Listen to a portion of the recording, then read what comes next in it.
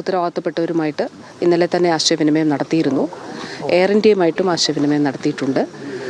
അപ്പോൾ ഇന്ന് അവരവിടെ പോയി കഴിഞ്ഞതിന് ശേഷം മറ്റ് ഐഡൻറ്റിഫിക്കേഷൻ DNA സാമ്പിൾ എടുക്കണമെങ്കിൽ അതിനുള്ള ക്രമീകരണങ്ങൾ ഇത് ചെയ്യും.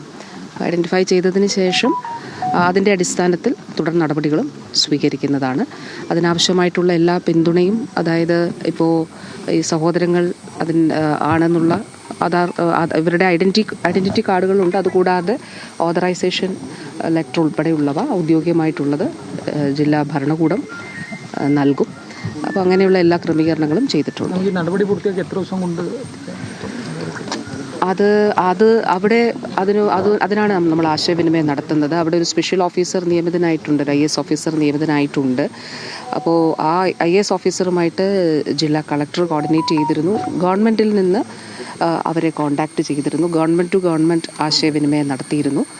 അപ്പോൾ അതിൽ ഈ ഒരു ഐഡൻറ്റിഫിക്കേഷനും അതാണ് ഏറ്റവും പ്രധാനപ്പെട്ട കാര്യം.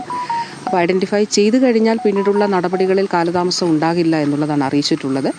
എയർ ഇന്ത്യയും അത്തരത്തിലാണ് കാര്യങ്ങൾ അറിയിച്ചിട്ടുള്ളത്. എയർ ഇന്ത്യയുമായിട്ടും ആശയവിനിമയം നടത്തിയിട്ടുണ്ട്. അവർ 72 മണിക്കൂറാണ് പറഞ്ഞത്. അവർ പറഞ്ഞത് DNA സാമ്പിളിംഗ് ആവശ്യമുണ്ടെങ്കിൽ DNA സാമ്പിൾ എടുത്തിട്ട് 72 മണിക്കൂറിനുള്ളിൽ ഫലം നൽകാമെന്നുള്ളതാണ് പറഞ്ഞിട്ടുള്ളത്.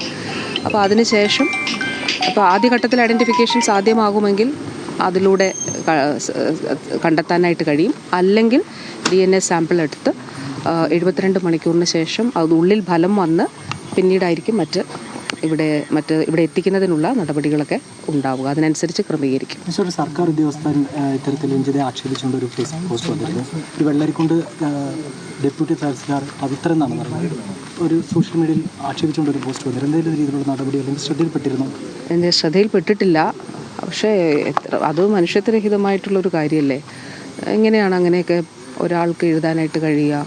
അത് ഞാൻ കണ്ടില്ല, എന്താണ് അതിൻ്റെ ഉള്ളടക്കമൊന്നും കണ്ടില്ല. അത് സമൂഹ ആ നിലയിൽ തന്നെ അതിനെ കാണും. തീർച്ചയായിട്ടും തെറ്റായിട്ടുള്ള അത്തരത്തിലുള്ള പ്രവണതകൾ നമ്മൾ പ്രോത്സാഹിപ്പിക്കാനായിട്ട് പാടില്ല.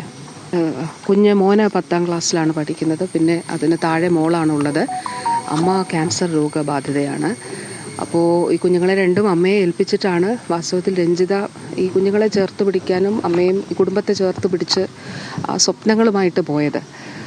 അതുപോലെ സർക്കാർ സർവീസ്, നമ്മുടെ ആരോഗ്യ പ്രവർത്തക കൂടിയാണ്.